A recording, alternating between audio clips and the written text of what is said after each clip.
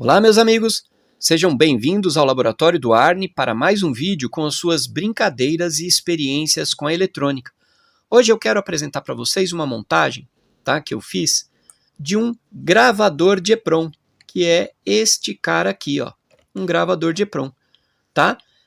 Este cara está ligado, né, é controlado aqui pela minha placa com o microprocessador Z80, ok? Mas ela é facilmente aplicada em qualquer microcontrolador, tá? Em conjunto com qualquer microcontrolador.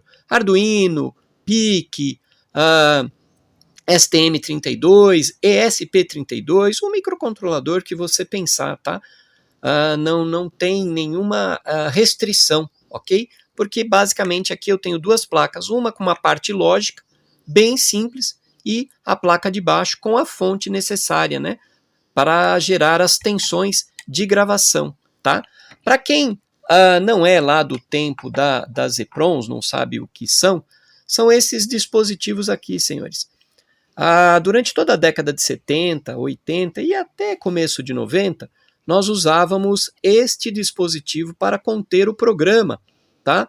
Das várias placas, dos projetos, produtos que eram desenvolvidos, principalmente aqueles que utilizavam microprocessadores do tipo Z80, 8080, 8085, 6502, enfim, tá? Porque o microprocessador em si ele não admite que você coloque o programa internamente, ou seja, um microprocessador Z80 ele não tem uma área de programa, né, interna para você gravar nada ali. Então o programa fica numa EPROM como essa. Como é o caso aqui da minha placa, ó, aqui eu tenho o processador Z80 e aqui ó, eu tenho a EPROM com o programa monitor que controla isso aqui, né? Além disso, alguns microcontroladores também não possuíam, tá, a memória interna para a área de programa. Por exemplo, como é o caso desta outra placa que eu tenho, também montada lá na década de 90, que usa aqui um 80C31. O 80C31 é o 8051, só que sem nenhuma área de programa interno. Então ele precisa de uma EPROM. No caso aqui, eu estou usando uma outra placa que eu montei, que tem aqui uma RAM, que substitui, né, a EPROM. Eu consigo gravar várias vezes sem a necessidade de apagar. Por quê? A EPROM ela possui esta janela aqui, senhores, justamente para que a mesma possa ser apagada. A ideia aqui é que eu gravo ela eletricamente, mas para apagar eu preciso de uma luz, né, ultravioleta, tá? Uma exposição à luz ultravioleta durante um período, geralmente de 30 minutos, para realizar, né, a limpeza, ou seja, apagar a EPROM e poder reutilizá-la, tá? Alguns microcontroladores PICs, tá, lá do início, né, quando começamos a usar microcontroladores PIC, seguiam a mesma ideia, o mesmo formato, tá? Eles eram pastilhas que você conseguia gravar exatamente o programa eletricamente aqui, tá? E para apagar você precisava literalmente de um apagador de EPROM.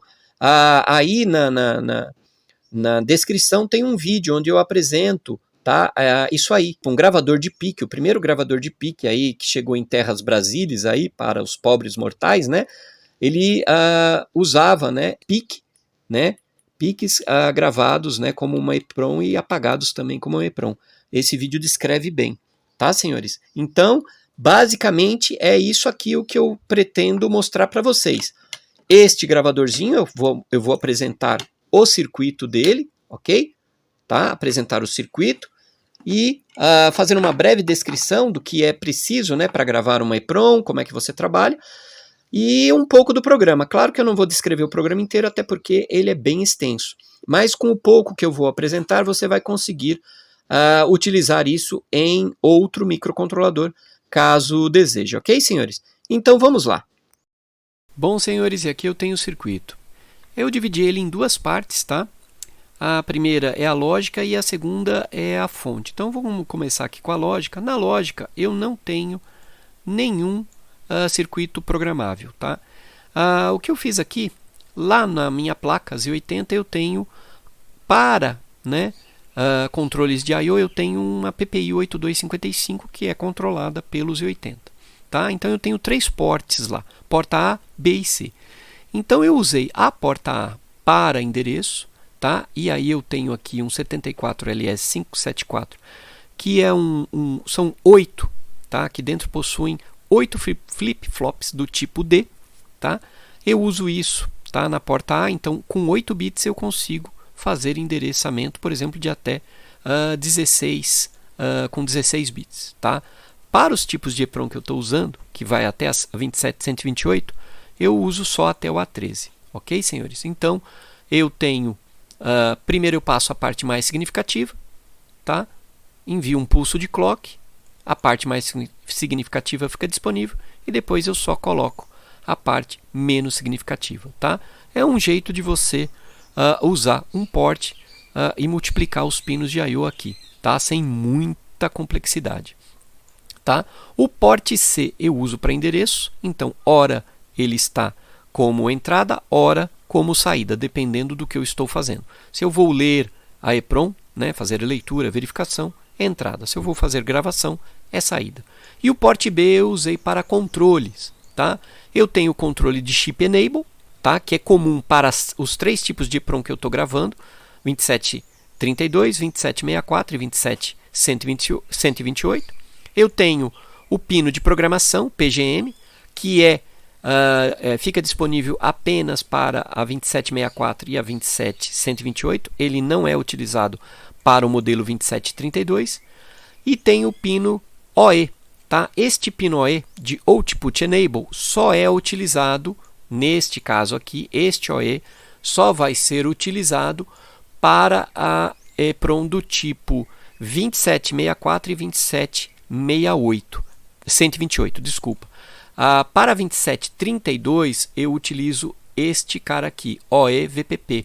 Por quê? Ele tem a tensão de gravação no mesmo pino. A 2732 tem o pino de Output Enable e o pino de entrada do VPP, ou seja, a tensão de programação, no mesmo pino, enquanto que a 2764 e 27128 possui um pino específico para isso, tá? Então eu tenho que separar. Como é que é feita essa separação? Através de uma chave. Através de uma chave eu digo se eu estou gravando uma 2732 ou se eu vou gravar a 2764 ou a 128. E no software eu seleciono se é 64 ou 128 também e se é 2732 também. E eu também tenho um pino aqui, uma chave que seleciona se eu estou escrevendo ou se eu estou gravando, tá? Basicamente esta é a parte lógica. Eu vou mostrar agora a parte da fonte, tá? Que é bem simples. Basicamente eu tenho aqui uma entrada de uma fonte externa de 12 volts, eu preciso dela. Eu vou passar ela por um regulador de 7806, porque eu vou precisar de uma linha de 6 volts. Por quê? Quando eu coloco no modo gravação, tá? Coloco no modo gravação, a alimentação precisa ser de 6 volts. A alimentação, a tensão de alimentação ali da minha EPROM passa a ser 6 volts. Ok, senhores? Então eu preciso desses 6 volts aqui. E esses 12 volts também entram num módulozinho Step Up, que vai elevar esses 12 volts para até 30 volts. Tá? Esses 30 volts que saem do Step Up, eu vou colocar aqui no LM317. Tá? E, através de um conjunto de resistores e uma chave DIP, tá? Com 2 segmentos, então eu consigo 4 posições aqui, eu consigo regular a saída aqui VPP que é enviada para a placa lógica 25 volts, 21 volts ou 12 volts, que são as 3 tensões básicas que eu tenho, são necessárias para a gravação de uma EPROM. Tá? A maioria das EPROMs gravam com ou 12 volts, ou 21 volts, ou 25 volts. A gente sabe que é extremamente necessário, tá? É extremamente necessário conhecer a EPROM que você vai gravar, por exemplo. Na leitura não, na leitura isso não é necessário, a leitura é sempre em 5 volts, mas na gravação é necessário você saber qual EPROM você está usando para não entrar com a tensão incorreta. Tá? tá? Uma tensão abaixo daquilo que é necessário, você não obtém sucesso na gravação. Agora, uma tensão acima do que é necessário, você com certeza vai queimar a sua EEPROM. Ok, senhores? Eu desenvolvi a placa disso aqui, eu vou deixar também disponível, caso alguém queira montar isso aqui, tá? Utilizando o método, tá, da transferência térmica. Eu tenho um link aí na descrição desse vídeo, de um vídeo que eu preparei ensinando esse método, tá? E isso aqui também está disponível para o gravador de EEPROM, tá? Na placa, aqui eu também tenho uma placa lógica. Esta parte aqui vermelha, tá, senhores, são jumpers, tá? São encaradas como jumpers lá no circuito. Todo o circuito, tá? Ambos os circuitos, placas vão ficar disponíveis no meu site para download. Ok, senhores? Eu tenho o programa, tá? Conforme eu coloquei lá no início, eu não vou detalhá-lo por completo, até porque ele é bem extenso, tá? Ele vai começar abrindo um menu solicitando que você escolha o tipo da EEPROM, tá? São 3 tipos. A partir do momento que você selecionou o tipo da EEPROM, ele permite que você escolha se é leitura, verificação, comparação ou gravação. Ok, senhores? São as opções disponíveis aqui, tá? Que é o básico de qualquer gravador de EEPROM, tá? E como que você vai usar isso, tá?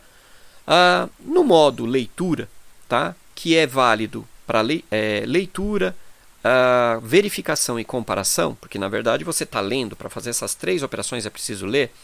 Como é que você tem que trabalhar? Qual é a ideia que o programa faz?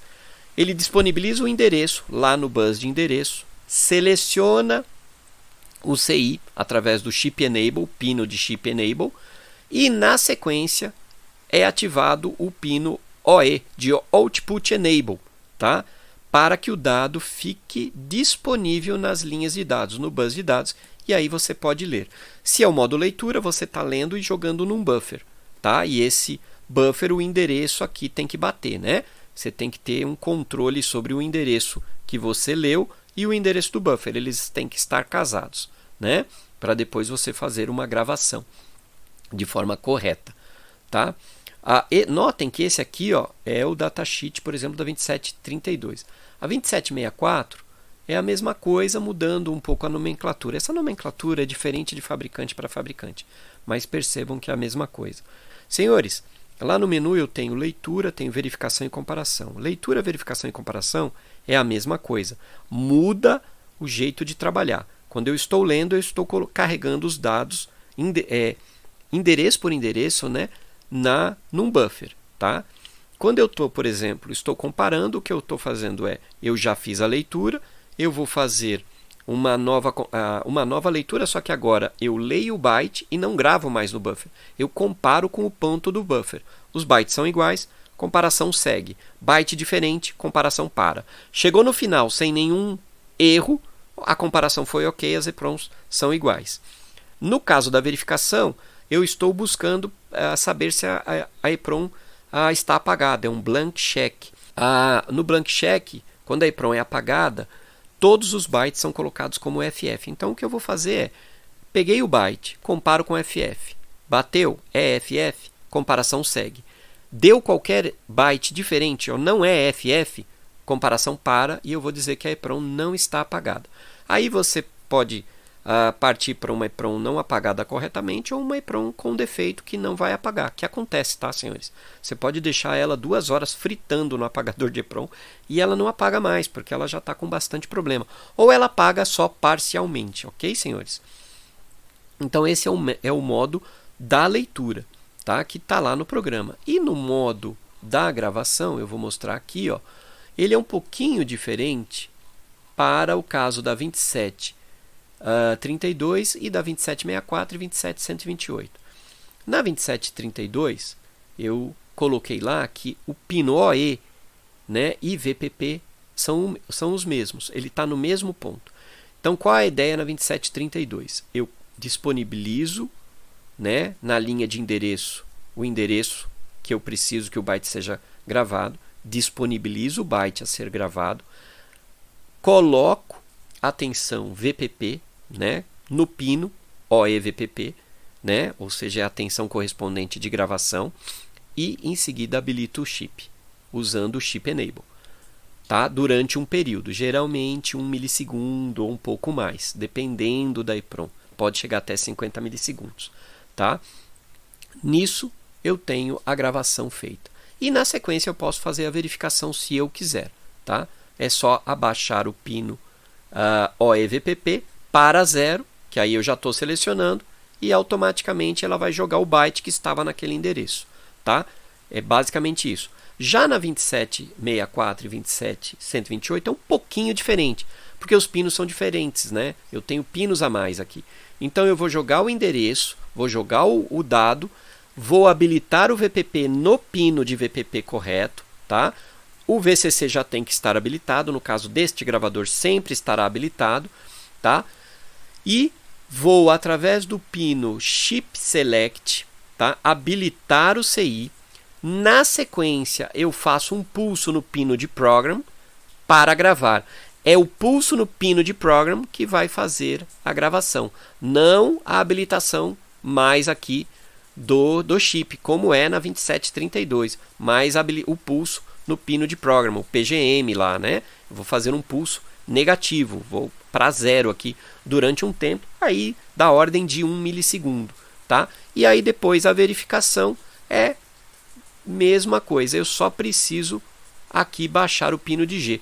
Então tem uma diferença na gravação dessas EEPROMs maiores, da 2764 em diante. Então basicamente é isso que você precisa saber para compreender esse programa, e aí você vai ver esses dados que eu acabei de demonstrar no programa. Agora vamos partir para a demonstração.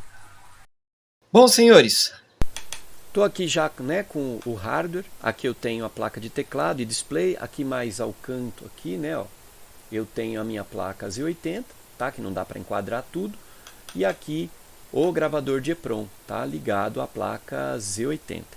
A minha ideia, senhores, é usar para o teste esta EEPROM matriz aqui, ó, tá, que tem dados gravados. É uma M2732A, ok?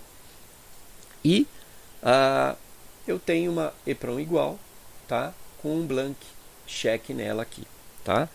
Então, os processos vão parecer um tanto quanto lentos, eu peço paciência, tá? Eu vou explicando conforme vai decorrendo, né, a demonstração. Vamos carregar primeiro o programa, aguardando o arquivo, Ctrl A, S. Eu vou mandar via Xmodem, que é o que a placa está preparada. E o nome do programa é o prog eprom.bin.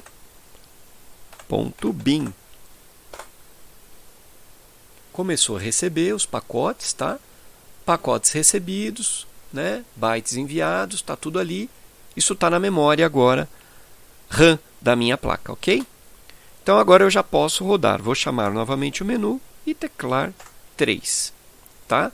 E agora eu tenho ali o início do programa, né? Aqui, ó, programador EEPROM, né? Para placas Z80 1990 Bayarn. O tipo da EEPROM é a primeira coisa que eu tenho que escolher, tá, senhores?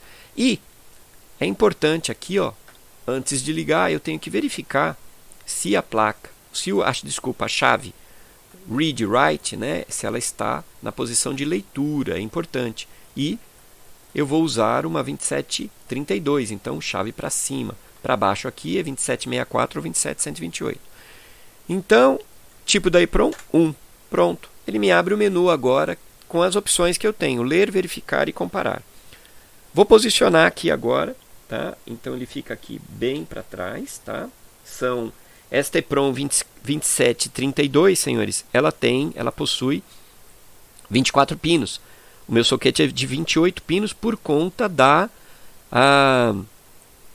EEPROMs 2764 e 27128. Esse arranjo aqui é dado pelas chaves, ok? Então, 2732 ali. A primeira coisa que eu tenho que fazer, óbvio, aqui é ler, tá? Vou começar a ler. Senhores, ele aqui na tela, tá? Aqui ele está mostrando o endereço que ele está lendo e o dado que ele está colocando no buffer. Lê e coloca no buffer. Notem que você tem aqui uma certa lentidão. Primeiro porque eu tenho que enviar tá? Byte por byte. Primeiro eu vou converter, óbvio, para o formato ASCII, porque lá dentro é em binário, né? Ou hexadecimal, entenda como quiser. E eu tenho que converter isso de hexadecimal binário para um hexadecimal em formato ASCII. Então, primeiro é feita uma conversão, depois eu imprimo byte por byte, então aqui são 4 bytes, mais um espaço, mais 2 bytes, mais o H. Ok? Agora, o que eu vou fazer aqui? Né?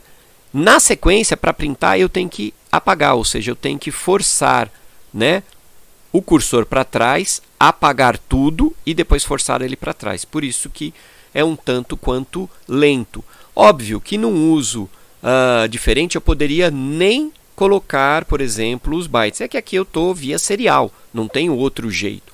Numa tela ou alguma outra coisa mais específica eu poderia fazer de outro jeito. Aumentar a velocidade também, eu estou a 9600, também ajuda. Pronto, feita a leitura. O que eu posso fazer agora? Eu posso fazer, por exemplo, o teste de verificação. Como eu falei, a verificação ele verifica o blank check, ou seja, a EPROM está limpa. Qualquer byte que ele encontrar de 0 até o final dele, que nesse caso é FFF, né? 0FFF, qualquer coisa diferente de FF ele vai acusar como EPROM não vazia. Então eu posso fazer aqui a verificação, né? 2. Olha lá, ó. Já em 0000 encontrado 04, a EPROM não vazia, óbvio, ela não está vazia. Posso comparar? Posso. Vou teclar 3 para saber se o meu buffer está igual à EPROM que eu coloquei ali. 3. Vamos comparar. Mesma coisa, mesma velocidade. Aumentando aqui velocidade de comunicação, enfim. Uma série de coisas você aumenta essa velocidade. E também eu poderia simplesmente não colocar os bytes, não mostrar nada. Mostrar apenas um pontinho correndo e mais nada na tela. Só que ela ia ficar meio esquisita, né? Então aí é de cada um, tá, senhores? De cada um, tá? Óbvio, se você comparar com um gravador comercial que, por exemplo, não mostra absolutamente nada do que está fazendo, fica bem rápido. Aqui também ficaria. Lembrando que é um microprocessador Z80, trabalhando a pouco mais que 3.5 MHz, né? Com um ciclo de máquina dividido por 4, que dependendo da instrução, você pode ter 2, 3, 4 ciclos de máquina. Então, a gente não tem aqui uma velocidade muito grande. Mesmo assim, dava para fazer muita coisa com o Z80 e a gente fez, inclusive, gravadores de EPROM.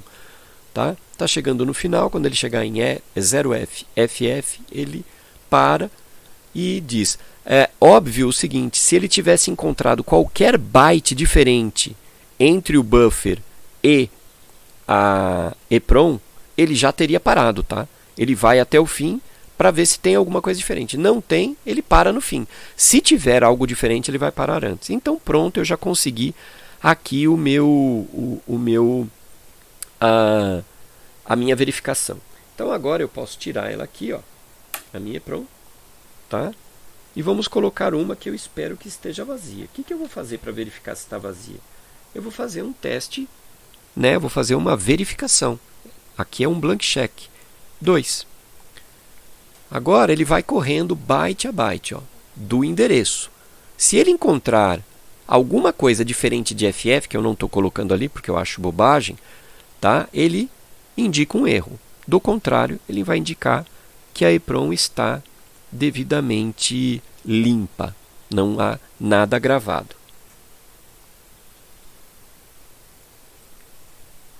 Chegando ao fim, demora um pouquinho, né?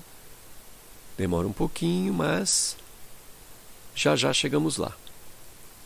Teste, o vídeo vai ficar um pouquinho comprido por conta desses testes, tá, senhores? Pronto, chegamos ao fim. Então, a EPROM está limpa. Não posso comparar, óbvio que se eu comparar ele vai dar um erro. Ele vai dizer, olha, no buffer foi encontrado isso e aí tem FF, ok? Bom, senhores, então, gravação. Não se pode esquecer, neste gravador, eu coloquei tudo bem manual, ou seja, eu tenho tanto que selecionar a opção aqui em software, como posição de chave aqui. Então aqui eu estou selecionando nas chaves aqui embaixo, chave DIP da fonte 21 volts, que é o que esta EPROM solicita, e eu tenho também que esta chave aqui, ó, puxar para baixo, tá? Modo write, porque agora eu vou colocar no pino necessário a tensão de 21 volts para gravar. e posso dar início à gravação aqui, ó, teclando 4. Senhores, a gravação ela é um pouco mais lenta que a parte de verificação, comparação e leitura. Por quê? Você tira um dado do buffer, você leva esse dado, né, até a EEPROM, tá? Depois você tem todo o processo de verificação, aquela coisa toda de gravação, enfim. E mais, claro, transporte dos bytes aqui, né, para o usuário verificar. Então ele é mais lento. O que eu vou fazer a partir de agora é adiantar um pouquinho, acelerar este vídeo. Mas ali já dá para perceber qual é a velocidade de gravação se você manter aqui, né, a ideia da mostra dos bytes, tá? Tirando isso aqui, fica extremamente rápido, tá? Ela fica bem mais rápida, no mínimo 4 a 5 vezes mais rápida, ok, senhores? Então eu vou adiantar esse vídeo para quando chegar no final a gente ter aí o sucesso da gravação, ok?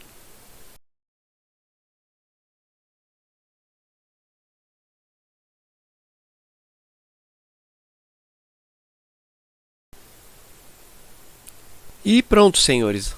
Tá lá, ó, EEPROM gravada com sucesso, né? Os últimos bytes FF, né? Tá, senhores? Bom, senhores, era isso que eu tinha para mostrar nesse vídeo. Espero que tenham gostado, né? Se gostou, deixa aquele like, tá? Se não for inscrito, inscreva-se no canal, tá? Não se esqueça aí de ativar o sininho, né, para receber as notificações dos próximos vídeos, né? Tá? Eu acho que deu para ver que a lógica utilizada aqui, né, fonte, tudo é muito simples, então é óbvio que você pode utilizá-lo, né, com um Arduino, por exemplo, apenas adaptando o programa, tá?